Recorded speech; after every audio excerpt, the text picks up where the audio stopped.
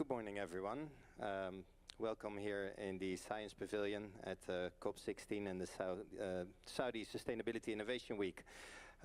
Good morning, distinguished guests, ladies and gentlemen. It's an honor to stand before you today at the Sustainability Innovation Week 2024 and the UNCCD COP16. These events symbolize a global commitment to addressing two of humanity's most pressing challenges: food security and water management.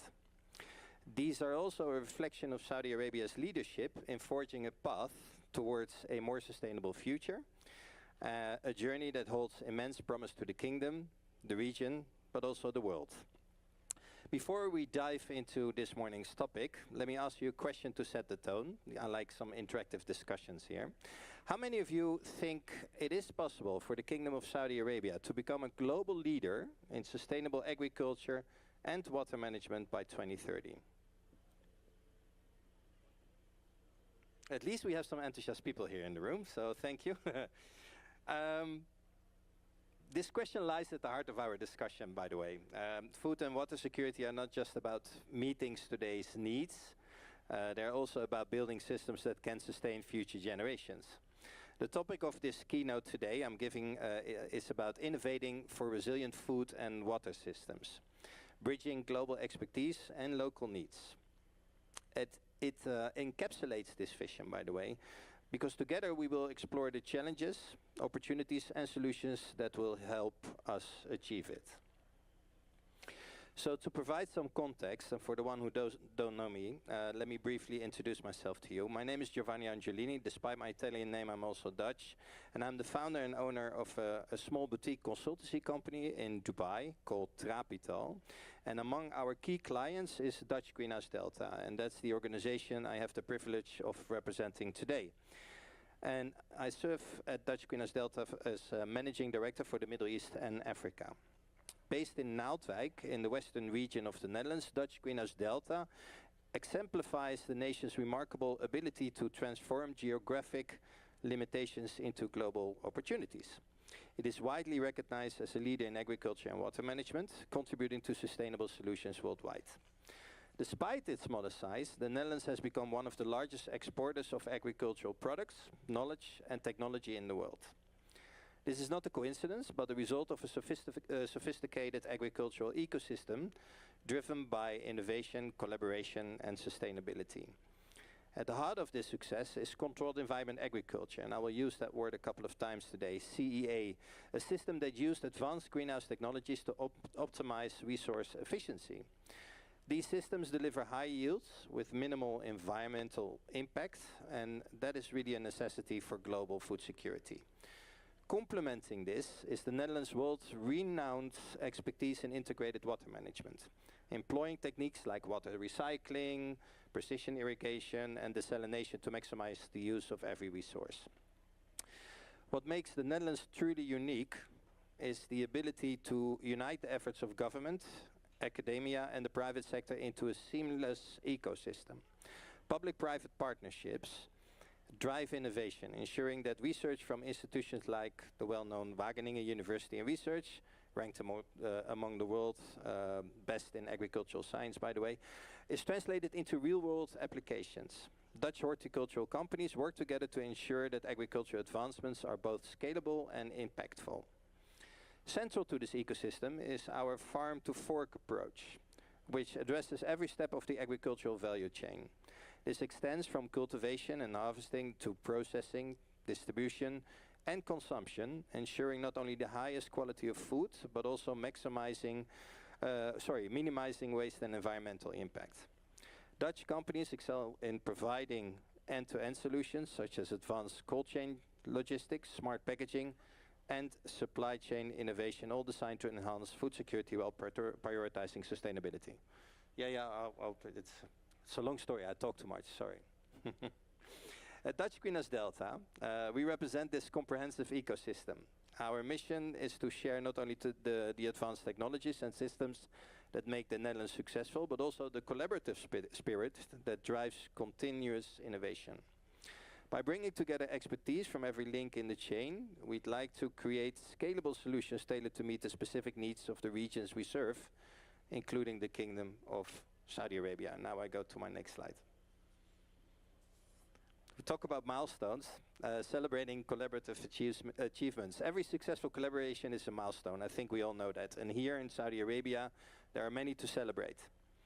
Let me highlight two that are affiliated with the Netherlands as well. Earlier this year, we had the privilege of hosting a golf delegation to Green Tech in Amsterdam. That's one of the largest agricultural exhibitions in Western Europe. We welcomed His Excellency Dr. Abdelaziz Al Malik, the Deputy Minister for Research and Innovation at the Saudi Ministry of Environment, Water and Agriculture. And this event was more than a showcase of Dutch innovation. It was a space for genuine dialogue where ideas were exchanged, challenges were explored, and partnerships were solidified. The Dutch-Saudi relationships extend beyond conferences and exhibitions. Through platforms like the Saudi Agri-Food Tech Alliance, Dutch Greenhouse Delta has fostered collaboration between public and private stakeholders.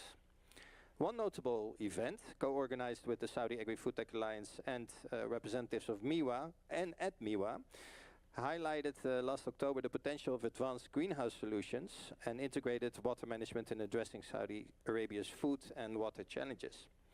And many more joint events will follow, inshallah, contributing to the needs and requirements of transforming Saudi's agricultural system. We believe, by the way, that these achievements demonstrate the power of partnership and the importance of celebrating progress. However, they also highlight the challenges that lie ahead. And I will talk about some of the challenges later, which we must confront if we are to build a truly resilient food and water system. So let's talk about these challenges and also some opportunities. While milestones mark progress, they also serve as reminders of the immense challenges that remain. Globally, the demand for food is expected to rise by 50%, ladies and gentlemen, by 2050, so 26 years from now, while freshwater resources become increasingly scarce. Agriculture, responsible for 70% of global water consumption, faces growing pressure to produce more with less. These challenges resonate deeply in the Kingdom of Saudi Arabia, where agriculture consumes 85% of available water resources, yet 80% of the kingdom's food is imported, a dependency that leaves the country very low to external disruptions. This reliance on imports underscores the importance of food security in the kingdom's Vision 2030. Saudi Arabia is committed to reducing its dependence on foreign markets, not by eliminating imports, but by strengthening the domestic food production systems to ensure stability and resilience. This transformation requires addressing critical challenges such as water scarcity, labor shortages, and the impact of climate change. So speaking about water scarcity, it's perhaps I think, the kingdom's most urgent issue. With less than 100 millimeters of annual rainfall and heavy reliance on non-renewable groundwater reserves, traditional farming practices are unsustainable. Flood irrigation, a common method, can waste more than 50% of available water. A stark inefficiency in a nation where every drop basically counts. This crisis calls for transformative innovation. Precision irrigation systems, I mentioned that before, which apply water only where and when it is needed, could reduce water usage significantly while maintaining crop yields. Water recycling technologies, already utilized extensively in Dutch agriculture, can extend the usability of limited resources. Desalination, through energy-intensive, offers potential solutions when coupled with renewable energy innovations. So I would like to ask another question to the audience. Let's try to make it a bit interactive again.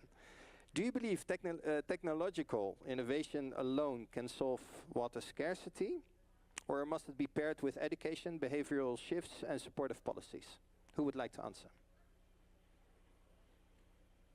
Yes, Mark, I'm happy. There's a microphone coming your way. It's probably both. Why? Because you need consumer behaviour to change so that they understand that water is a scarce resource and needs to be managed effectively. And that's what the lesson that Australia learned. Can you imagine, I was in Egypt once, and we had to tell 60 times to the farmer there, please close the valve. I can absolutely believe that. Yeah. 80% of the Nile is being used for agricultural purposes in Egypt. Yeah. Thank you for your feedback, Mark. Well, food security, ladies and gentlemen, is a dual challenge, including here within Saudi Arabia. On one hand, the kingdom must increase domestic production to reduce its reliance on imports. I mentioned that before. On the other hand, achieving this goal demands overcoming structural barriers, including the high cost of controlled environment agriculture. Here are the words again. And especially the infrastructure around it, and the need for skilled labor to manage advanced systems. And I had to go to my next slide. Now I forgot it. Yeah, it's good that you reminded me. CEA, Controlled Environment Agriculture, which include technologies like vertical farms and climate-controlled greenhouses, offers a promising path forward. These systems are highly resource efficient and capable of producing high yields even in arid conditions. However, their successful implementation hinges on significant upfront investment and the availability of trained professionals to operate and maintain them. And this is where we in the Netherlands organized or created a program. We call it the Partners for International Business program.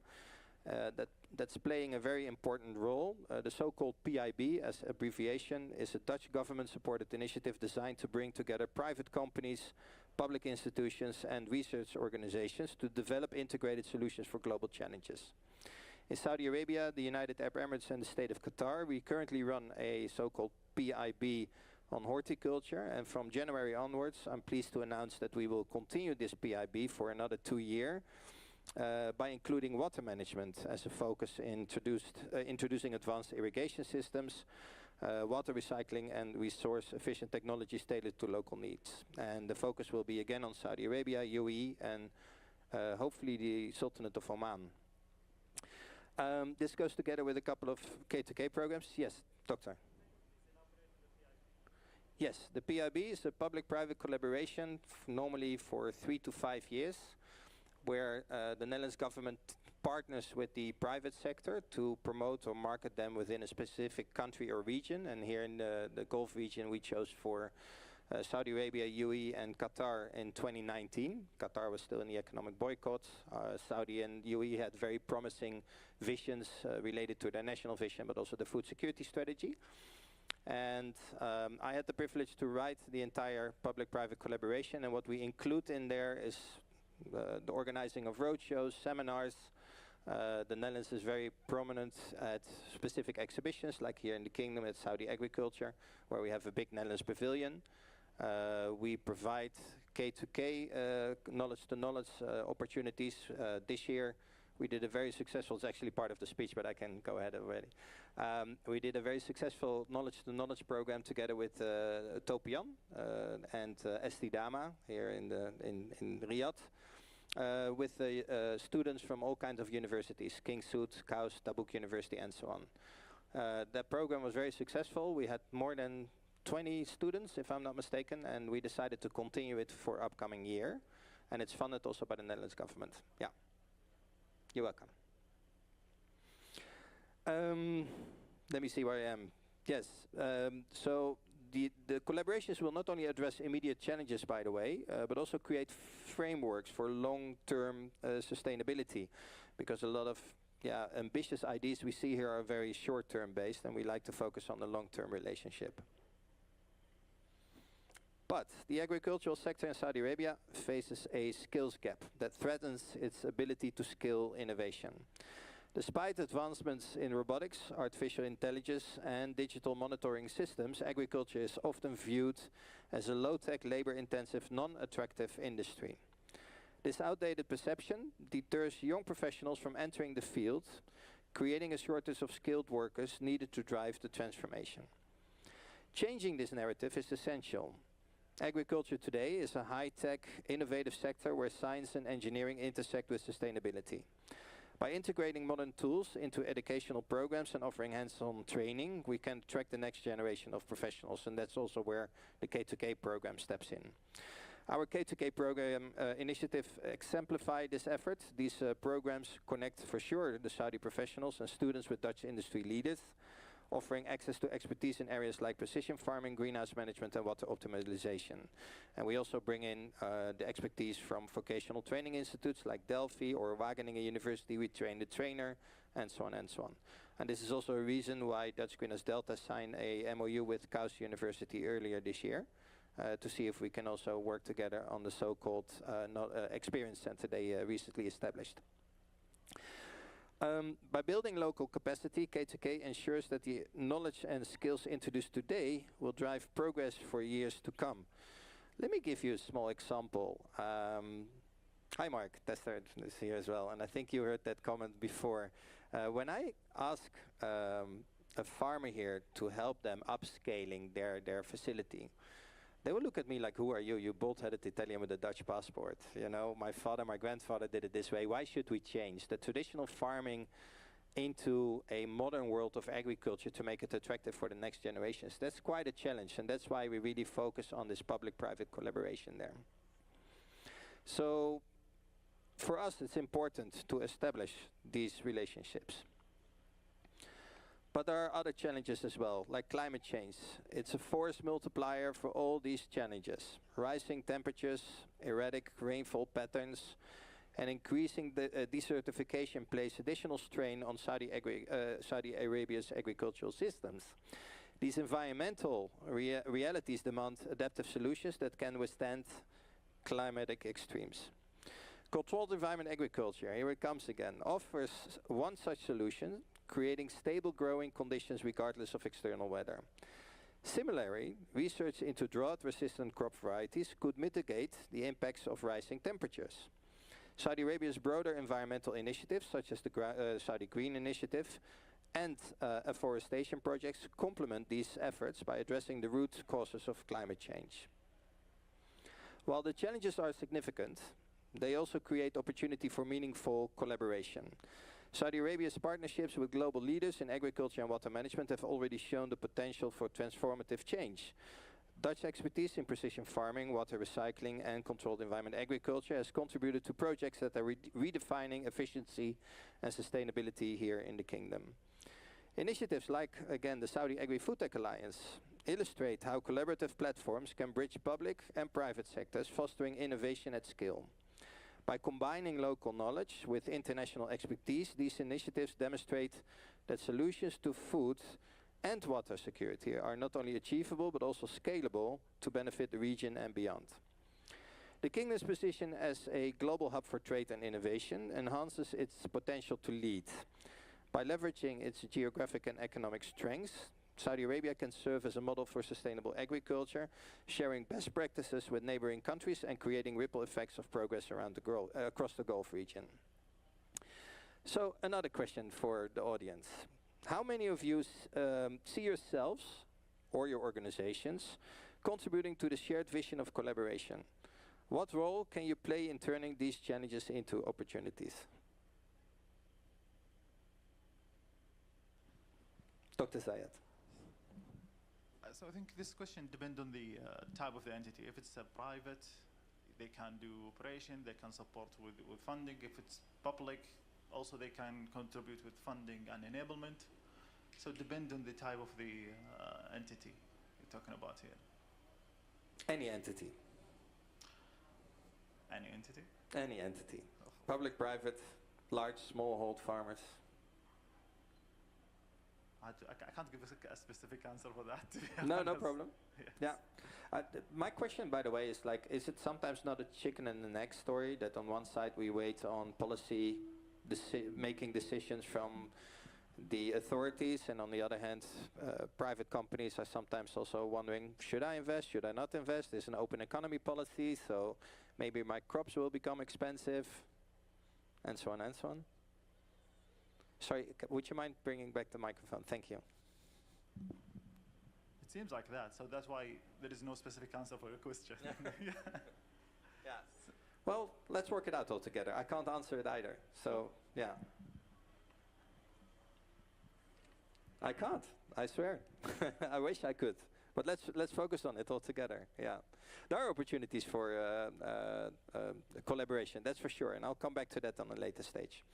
First, let's talk about innovation for resilience. Innovation is the cornerstone of resilience, I think we all know, particularly in addressing the complex challenges of food and water security, also here in the Kingdom.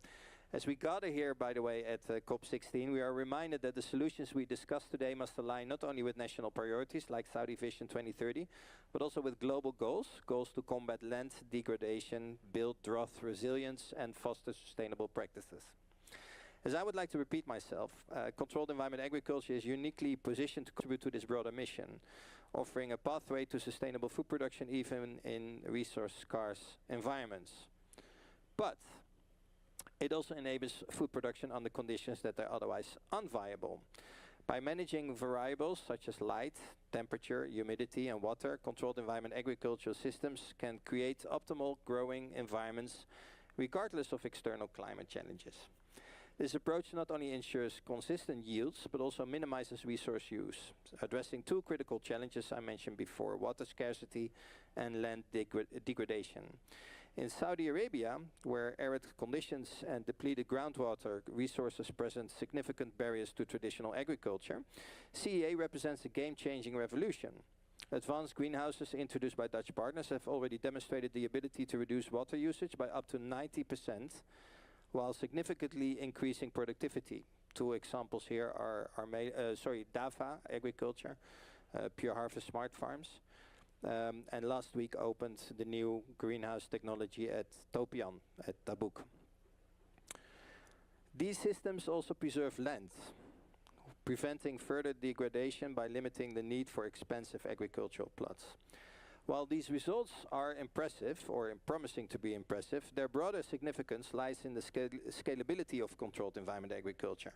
With the right partnerships and strategies, this technology can be adapted to serve regions with limited resources, ensuring that innovation is not confined to well-funded markets, but accessible to all. And that brings me to the next point, because yes, one of the critical questions we must address is how to bring these transformative technologies to regions that lack access to capital and infrastructure. Solutions like CEA, Controlled Environment Agriculture, here I go again, by its nature can be resource intensive, often requiring significant upfront investment. However, innovative financing models and localized adaptation offer promising pathways to oversee these barriers. Going back to the public-private collaboration from the Netherlands again, if we can build specific innovative greenhouse solutions here in the Kingdom, we can also bring in finance from specific organizations in the Netherlands. For example, modular greenhouse systems that can be scaled incrementally provide an entry point for smaller producers. These systems require low initial investment and can grow alongside the producer's capacity.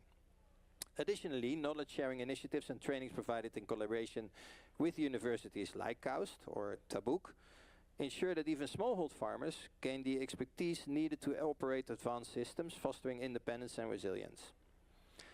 So, okay, another question then. How many of you think financial accessibility is just as critical as technological innovation when it comes to scaling solutions like controlled environment agriculture? Mark Tester. And Georgia. Let's start with the lady. No, definitely they come hand in hand. Why? Because there is no way you can get the full impact of the technology advancements. First of all, in order to boost technology advancement, then in order to deploy it, to adopt it, you need financial enablement as well, for sure. Thank you. And Mark, I think Mark can, from elaborate on that. experience, you can talk more about it. You've got to have finance. And Yeah. actually, I thought you were asking a question for a show of hands, because your question was a yes, no, and the answer is yes. You do need to have finance for scaling. I mean, for the innovations, for the pilot scale, for testing whether a particular technology works, obviously you need to have innovation and discovery. But to scale up, which was your question, finance has to be the primary driver. And where do they get it from? From whoever's going to buy into the business model that you've created for your particular company. Yeah, and what if we talk about a country, I like to play devil's advocate here, that is looking for, let's say, quick return of investments, short term. Well, then you'd probably want to be not going for a high capex per square meter Dutch greenhouse, but you might want to go for a mid or low tech greenhouse. Yeah, or where your capex burn is much lower. Yeah, yeah. On the short term. True. On the short term. Yeah, that'll give you a shorter term. Yeah. Exactly. Well, that's what you asked. Yeah. Yeah. And so you go for a low-tech or mid-tech greenhouse and get your ROI in less than 3 years. Yeah. Georgia? But I think also like you cannot see things in silos, right? So you need to have a portfolio of investments in technology that will bring you short-term results, which is more about localizing existing solutions and also invest in new technologies at an earlier stage. So Slowly. exactly. So Yeah. rather than looking at one thing, have a big vision and a portfolio like a normal financial sort of entity would do. You hit the nail on its head. I absolutely agree there. Yeah. So take the time, but in the end, we go to that stage, especially to make it also attractive for future generations in this sector. Yeah. Okay. I see I have 4.5 minutes left, so let me go to the next slide about water efficiency. It's a shared priority. Thank you for your feedback. Drought resilience begins with water efficiency, and this is where innovation in controlled environment agriculture excels. In traditional agriculture, water is often wasted through inefficient irrigation methods. I mentioned the Egypt model before. Controlled environment agriculture eliminates this efficiency by delivering water directly to plants, roots, through precision irrigation systems. And in some cases, water use can be reduced by up to 95%. I mentioned that before. In Saudi Arabia, these advancements have been paired with technologies like water recycling and renewable energy power desalination, ensuring that even limited water resources are used sustainably. Imagine the potential of scaling such systems across the region where water scarcity is one of the most significant constraints on food production. Innovation within the supply chain is equally important in building resilience. Food systems are not just about production, they also depend on energy storage, transportation and distribution. In many regions, food is lost due to inadequate cold chain infrastructure or inefficient logistics. Dutch expertise offers solutions that integrate advanced cold storage, automatic sorting and real-time tracking. These innovations ensure that food retains its quality from the moment it is harvested to when it reaches consumers, so the farm to fork. In Saudi Arabia, where local production is growing but supply chain inefficiencies persist, implementing these systems can help reduce waste, enhance food security and increase the marketability of local produced goods. While controlled environment agriculture is primarily associated with food production, it also has the potential to contribute to land restoration efforts. By intensifying production in small controlled spaces, controlled environment agriculture reduces the need to clear large tracts of land for agriculture. This approach preserves natural ecosystem and prevents further degradation of fragile soils. In addition, CEA systems can support broader sustainability initiatives, including the cultivation of ornamental plants and the development of nurseries for outdoor greenery. These systems align seamlessly with Saudi Arabia's ambitious greening efforts under the Saudi Green Initiative, which aims to plant billions of trees and rehabilitate degraded landscapes. By facilitating the production of high-quality ornamental plants and outdoor greenery, controlled environment agriculture not only contributes to the beautification and ecological restoration of urban and rural areas, but also strengthens the kingdom's capacity to achieve its sustainability goals. This integration of sustainable food systems with afforestation and land rehabilitation underscores the versatility of controlled environment agriculture in advancing holistic environmental solutions. I'm almost there. So the role of collaboration, I talked about it before. Innovation doesn't happen in isolation. The challenges of food and water security are complex, interconnected and global in nature. To address these challenges, we need collaborations, ladies and gentlemen. Collaboration that brings together governments, private companies, research institutes and communities. During this Sustainability Innovation Week and at COP16, we are reminded that no single stakeholder can solve these problems alone. It is through partnerships that we create lasting solutions. Public-private partnerships exemplify this approach. Governments set the framework and provide support, while the private sector brings expertise and technology, and knowledge institutions deliver research and training. I think that's the right model we discussed earlier.